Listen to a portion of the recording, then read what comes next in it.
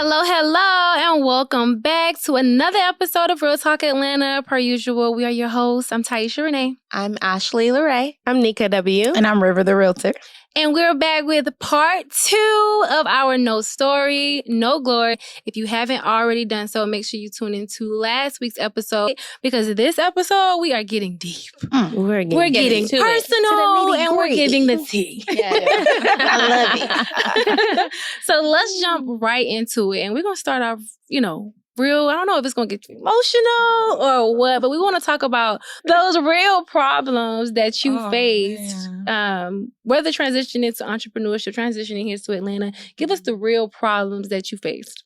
So I'm going to say the biggest problem. So we spoke about my second page, my realtor page, which has 240,000 followers. I had to build that after I transitioned out of the club, the OnlyFans, because I did OnlyFans too. I ran up a bag on OnlyFans. Period. The sugar daddy lifestyle, just being in the streets. But my personal page, as of today, has about like 600 and something thousand. So the biggest struggle for me was getting people to take me serious. I'm on Instagram, swipe up, twerking. I'm in lingerie talking about meet me at the club. And I had to transition people from looking at me as a sex symbol to paying attention to the words coming out of my mouth. All right. I want to open the floor to that because I think us being women in business, women in entrepreneurship, I think that whole how you look thing always plays a role. And I think it goes on both ways. It's like on one hand, if you look too good, now it's like they don't take you seriously because they feel like, oh, well, you dressing like this or you look like that. But then if you don't look the part either, it's like, oh, I'm not taking you seriously. Like, I just want to know for y'all, like, how do y'all feel like how we show up as women? Like, how has that affected just y'all, like, in y'all careers and things like that? I feel like it is a conversation that I feel like is like, had too much, especially from like men. Because like realtors today, we are not the realtors from 2000. Right. When they were like wearing the 2-piece suits, like we look the good. 3-piece. Okay. Like we got the hair in a bun. Like no, like our faces big, you got the wigs on, and we look good. Like we want to show that we look good. So I really hate that it's like if you are, if you look a certain way, if your clothes are too form-fitting, even though if it's someone who's skinny, had the same exact outfit on. It wouldn't be no problem. It would be no problem. But it's like, because we got some curves and some fixes, it's like, oh, you need to cover up some more. Like, no, like, I work for this body and you're going to see it. But I still know, like you said, what I'm doing. Like, I'm still a professional. I still know my real estate contracts. I'm still successfully getting my clients to the table. So what does my appearance have to do with anything? Right. I'm a firm believer, like, the clients that are for me are for me. Period. I have clients who want to work with me just because they want to work with me. A lot of my clients are young like me, women. Sometimes they're single women, so they connect with me in that way. If I might lose a client because she doesn't like how I dress, or if it's like a family, I know that's something I've heard before where people stress, like, be careful like how you dress or present yourself because you may have a potential client who has a family. They may not want to bring you around their, their family or whatever. Well, that's not my problem. Girl, that issue is deeper than you. Yeah, that has nothing to do with me. But the clients who want to work with me and want to have the experience with having me as their agent, they're going to work with me regardless of what I look like. I think they put a lot of expectations on us as realtors, as they should, because it is a profession that, you need to, especially if you're servicing luxury clients and stuff, like you need to come up to par. I feel like that goes both ways. I remember one time I had to show a client a home last minute, and I had just came from working out on Stone Mountain. I had like a little sports bra, leggings, and I pulled up to my showing. Like, I'm getting the business done. Like, the work is getting done. Yeah. But I remember there was an agent behind me, like that was the showing after me. She was like, "Are you the agent?" And she was like looking at me. I'm like, "And girl, yeah." and we did go under contract on that. So it was just like, I feel like it goes both ways as well. Yeah. So I understand the other part, but also like the work is getting don't have anything to do with your work ethic. Exactly. And I agree with Tiesha. I feel like it's a conversation that's oftentimes too had, but it's like we have to have these conversations because I have found myself in a lot of positions where I have to defend myself for that same reason, how I show up. If you really know me, then you know me. Right. And to know me is to know that I will come out the house with no wig on. To know me is to know that I will have on some Jordans, sneakers. I'll have on some Jordans, some leggings. Like, that's just who I am. But I also, to know me me is to know that I do have 3 degrees and I did sell $10 million in real estate last year and I am who I say I am. So I feel like having to defend yourself for the way that you look or the way that you do anything, those 2 things don't have anything to do with it. And I feel like that's a woman thing because a man could leave the gym, have on this, oh yeah, brother, I just got done putting in that work. Right. And they're like, yeah, me too. So like, what's the thing? And I feel like that goes back to the whole as women,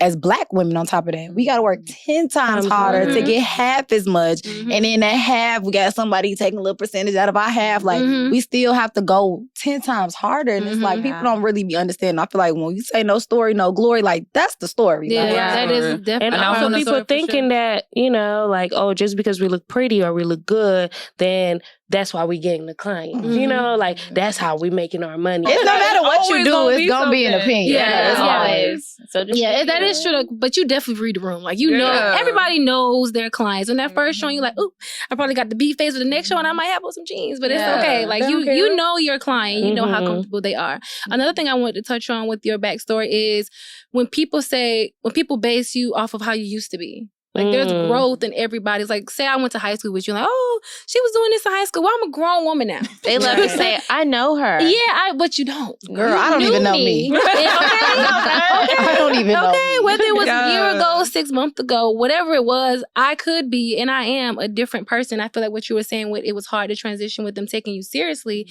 as far as you used to be in this industry, but now you're here. It's like, forget about who that person was. There's growth, and this is a new person. This is who I am. You can either respect it or keep going. And that's what we talk about the most. Like, when people are asking us, like, how do you get clients from social media? And we always tell them, like, be yourself. Be authentic. Your clients are most likely going to act like you, are going to be attracted to your personality, your lifestyle, what you like to do, and who you are. Like, that's the most authentic way to actually getting clients from social media. I think I tell this story a lot, but like when it comes to social media and that whole being relatable, being you, like I didn't start seeing growth or like return on social media until I started kind of putting myself out there a little more. I used to post like all these like educational posts and to get an FHA loan this and like all types of stuff. And this girl messaged me like, I love your content, I love the houses, but what do you look like? And I remember like, why do you care? Like, but my mom was like, no, people want to buy into what you're talking about as much as they want us to buy into you. And they don't know who you are. And I think the more that you start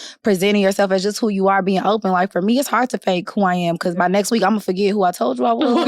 Now I act like a whole different person and you looking at me crazy and I'm looking at you crazy. I think showing up as who you are, like a lot of my clients, they're like, girl, you just so real. And you, like you said like this. And I'd be like, like that's just, because I don't want to have to wake up every day and pretend to be somebody else just to like get success in my business. If I can't be successful as River the Realtor, being River the Realtor, it's like, it's not for me. Like, I just want to always present myself as who I am so that I can have that authenticity, so I can be building these meaningful relationships because we are in a relationship building business. Yeah, say that again, girl. Say that again. We are in a relationship building business. If you don't have those relationships, you have nothing. You have nothing. That's why I say, like, the clients who want to work with you are going to want to work with you just because of who you are. Like, I feel like you can't, I'll say like, I get most of my clients from social media.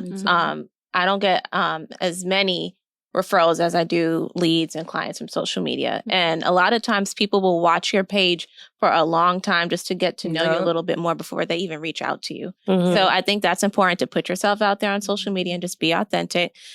It'll come. The business will come in the relationships. I like that. And I think that's a good transition into the question that I want to ask you guys. So like, we know that you're embracing your journey and being your authentic self, but there's some people who, when they get in these hurdles and they have these trials, they're not able to like make it through. They give up and they stop. What's one piece of advice you would give to someone who's venturing, but they're losing hope or doubting themselves and wanting to step back? What's that advice we give them to keep going and like, you know, exile what the haters are saying and keep the motivation? For me, it's prayer.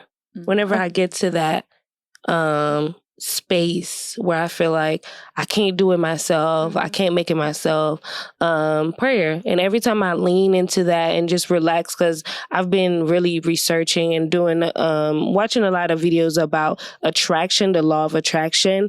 And what happens is a lot as an entrepreneur, we kind of like always chasing, like, let me post 3 times a day. Let me do that. And then sometimes when you lean back and you really believe in God and you're just like, you know what? I'm gonna let God handle the rest. Okay. I swear to God, like next day or next 2 days, I get a client. Or I get a listing, or I get this. And that's because I've leaned into, and it has to do with energy, like leaning into the fact that you already know that he got it. Yeah. You know?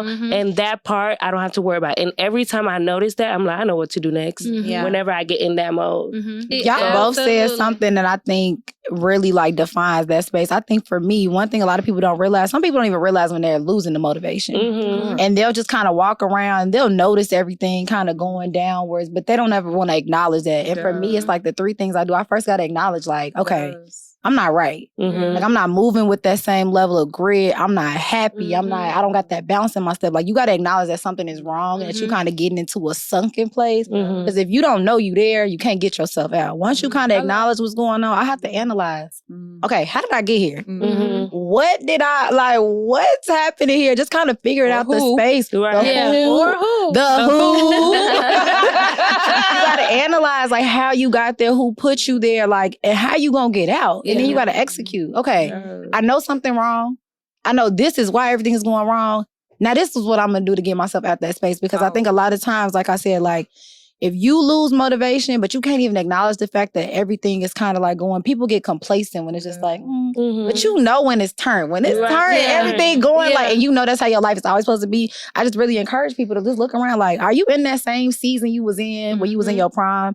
Are you feeling that same way? Do you still move with that same level of tenacity? If you not, then it's like, okay, let me figure out what happened and get me into this place, because that's the only way you're going to get yourself out. And sometimes it has to do with where you are right now in your life, but also your diet. Are you exercising? You know, like I had to realize like I'm eating bad. So all of that stuff is actually messing up with my mind. They got that fake meat coming. You just don't know what's going on. Yeah, like that shows up in every part of your life. Yeah. And I'm glad you said that too, because what I was going to say was that I think it's important when you do feel like you're in that unmotivated space and you just kind of want to give up. I think it's important because you may have to take a break, and that's fine. Like, I know me, when I get into that place, I'm not about to force myself. I don't like faking stuff. I'm not about to get on Instagram if I feel like I need to take a break just for the sake of posting it. Like, if I know that I need to take time off for myself and focus on my mental, then that's what I'm going to do. Whatever that is. If you have, like, one of my goals this year was to get into therapy. I want to start doing that regularly. I feel like that would help me a lot more,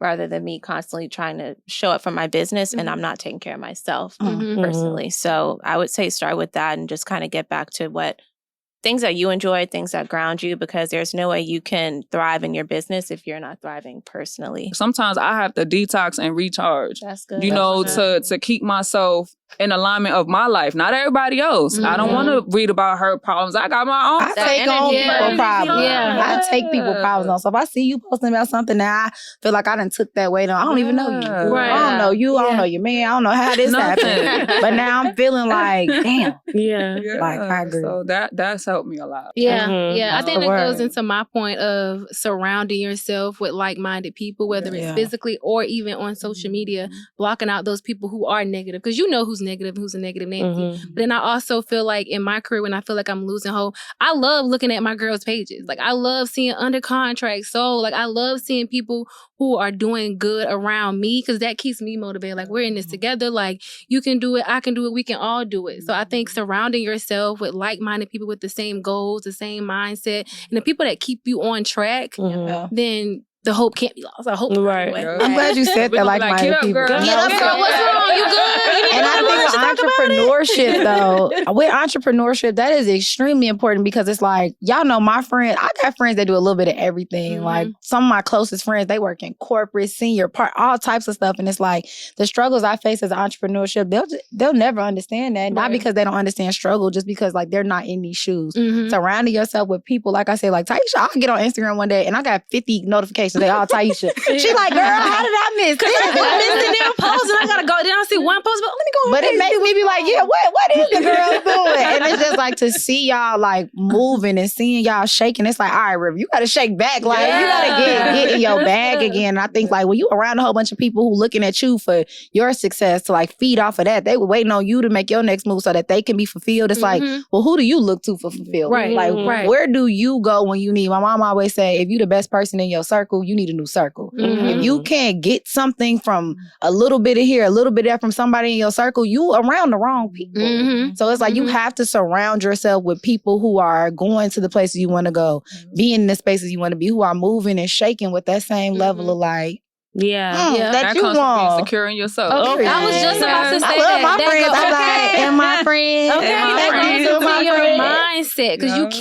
you can easily get on social media, but if you're not genuinely happy or like genuinely there for a person, you can get in those like. It can make you lose hope because you're that jealousy. You're jealous. So you have to check your mindset as well. Like, are you okay? Yeah. Because it may not be the people around you. It may be like, are you good to go? Like, are you secure in who you are for real? No. Because it ain't gonna help you. Green do not be looking good on y'all. I feel like that's how we really started Real Talk Atlanta for real. Because No, seriously. we were all in the office just struggling. We're like, you know what? At least we got each other. Right. And I feel like I was just on the phone with my client. And I told him like, hey, you looking for a new construction? Listen, I got 3 baddies. Not baddies. I can go to them. They're going to let me know like where the instances are because you can't be the smartest in your group, you know? And I would say like each one of you guys, they're super smart. And I can go to River for this. Like if I'm dealing with a commercial, you know, I can go to Tiesha to get my mind right, structure, discipline, you know? What you come to me for? She put you on the spot. Now you gotta give it to Ashley, you already know. Like, That's so oh my God, they're annoying. But I agree with that. I love y'all. Oh my God. I feel like y'all, we could literally go on And on. and on. Yeah. But that's all we can give y'all this time. Y'all have to log into the Patreon if y'all. Yes. We keep saying that. We don't got no Patreon, but y'all have to log and subscribe to our Patreon if you want more tea. But you already know we got a segment into our favorite part of every single episode. Our question of the day. With who? Miss Ashley Lorraine. We still got full survey, but you still Real our full survey. survey. You're still our full survey. And these are, she'll explain it. Go ahead. Yes. So if this is your first time tuning in, we have this segment on the show called The Question of the Day, where we take questions from you guys, our audience, and you can submit your questions to us via Instagram or email. So follow us on Instagram at Real Talk Atlanta or send us an email at realtalkatlpod@gmail.com. So, Suzette, the question is for you today. So, Put you on the spot. yes. So we want to know, and we want, of course, all of the listeners out there to know what it is that you're currently working on. Where can they find you? All that good stuff. So I have multiple businesses. Yep. I do business funding, personal funding. So I'm in that space as well. So I'm not helping people from a personal point of view. I got business partners turn friends. I'm in that space. Like, you know, where we're all working to accomplish something. So I do business funding, I do personal funding, I do credit, I do real estate. If you need a work from home job, I can help you with that. If you want to own your virtual call center, I can help you with that. Multiple. So I'm just tapped into my gifts and my talents, you know, and that's where I'm at. Helping other people. Well, she just made me nosy because what y'all working on? I'm trying to see if I need to do something now. Oh my God. I really feel like we can go on. Yes. And we literally, the conversation is just too good for me. I love that. But thank y'all for tuning in every single week. Make sure y'all continue to like, subscribe, share all the things from each of our episodes. And let us know what y'all think about this one. Yes. All right. I'm excited. We'll see y'all next week. Look, what Neika said, that was a good one. That was a good one. Thanks, Bye, y'all. Thank you guys.